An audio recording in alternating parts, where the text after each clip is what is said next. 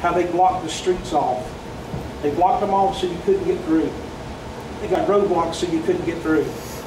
You got to know how to get through the roadblocks. You got to know how to get through the stuff that keeps you from pursuing the stuff of God. You got to know how to get through the road. I don't care what it may be. It could be depression. It could be loneliness.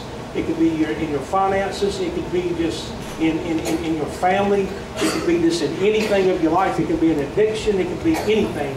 But you got to know how to get through that stuff. You got to know how to get through it. And when you see something like that, and I'll use this for an example, it's just a roadblock. It's in your way.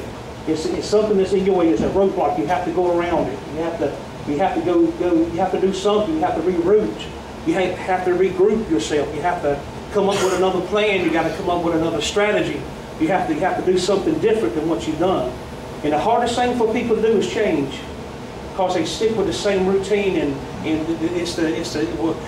I get up at 6 o'clock in the morning. I go to bed at 10 or whatever, or I do this and I do that, and that's the way I've always done it. And I'm not going to change. I can't change. That's just the way I am. And you hear people say, that's just my nature. That's just how I am. I cannot change. That's just how I am. Well, I got an addictive personality. You know, I'm always addicted to something. If it's not this, it's that. I mean, I'm always addicted to something. I mean, there's other things in your life that you can get addicted to, and it can bring you peace. It can bring you joy. It can bring a fulfillment in your life. But you have to learn how to get around the different barriers and the different roadblocks in your life. Amen? Turn to 1 Kings 6 and start in verse 25. 1 Kings 6, start in verse 25.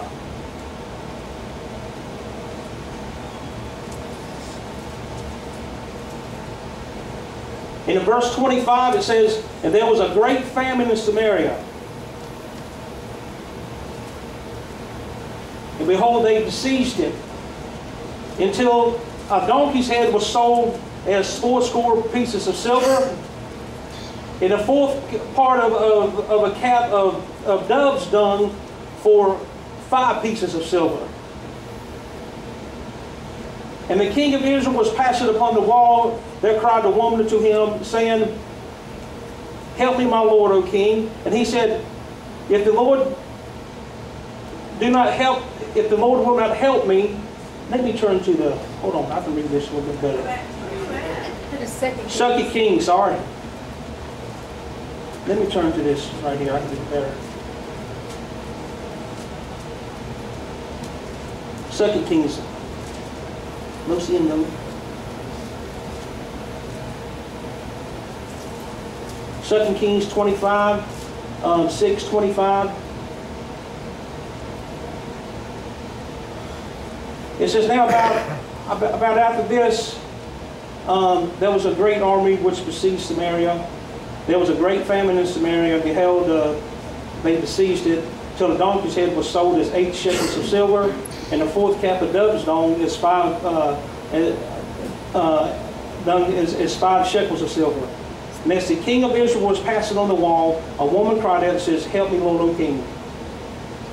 And he said, if the Lord does not help you, from where shall I help you? Is from the threshing floor or from the winepress? And the king said unto her, what is the matter with you? And she said, a woman said unto me, give me your son, that we may eat him today, and we shall eat my son tomorrow. So we boiled my son and ate him. And she said to her on the next day, give me your son, and that we may eat him. And she hid her son from me. So the king, you know, he was upset. He took and he tore his clothes into pieces because what he heard. But I thought about something. What in the world made people stay in such a situation like that? Why would somebody say there was such a famine that anything that they could find, they ate? Anything that would move, they ate. And I thought to myself, what would make a person stay in a place like that and would not leave? So I want to ask you the same question. What would make you stay in a place where all hell is breaking loose, where things are going totally crazy in your life? What would make you stay there and not get up and move?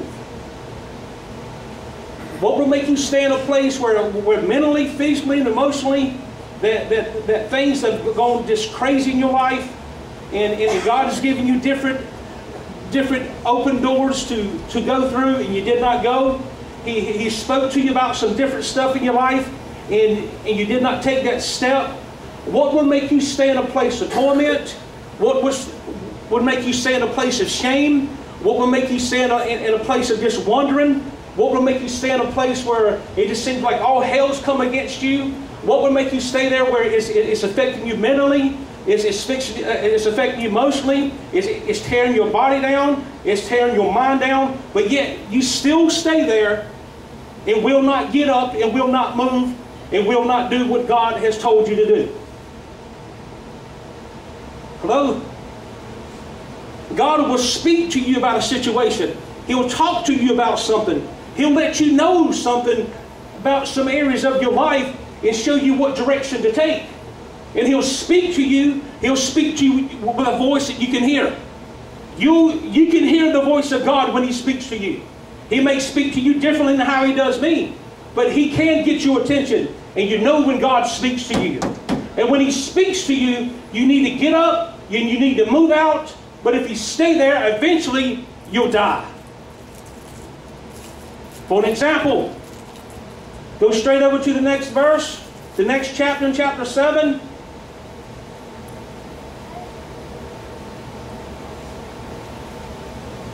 In verse 3, and there were 4 leopard men outside the gate.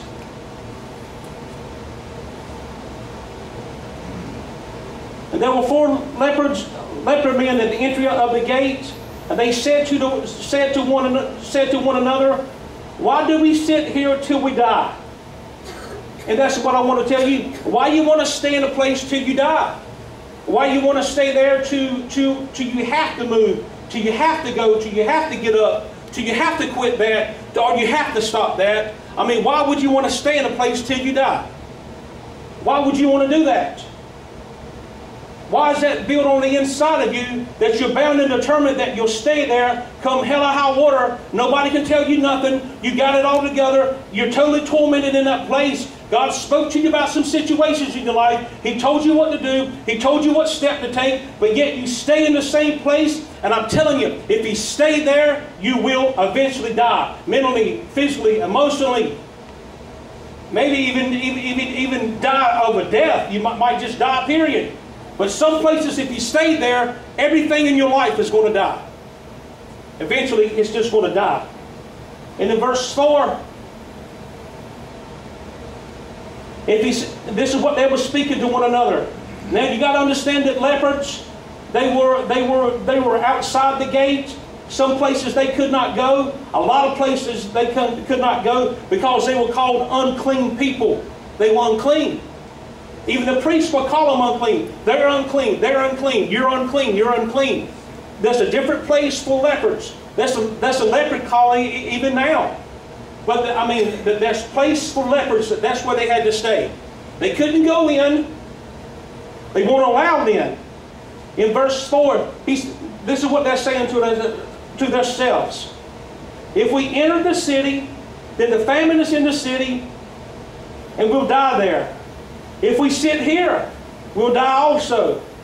Now therefore come, let us go up to the camp of the Arameans. If they spare us, we shall live. If they kill us, we shall but die. So they're saying, well, let's go into the enemy's camp. We can't go back over here. And you've heard me preach this before. You know why I preached it? Because God spoke to me about a situation in my life. And He told me if I stayed there, I would die. He said, Tim Nipper, if you don't get up, if you don't do something about your situation, it will not change. People are saying, well, God's going to move on my behalf and God's going to work some stuff out for me. Yes, He will. But sometimes God will speak to you and tell you about a situation, and He'll put a fire deep down on the inside of your spirit and tell you to do something. But I'm telling you, people,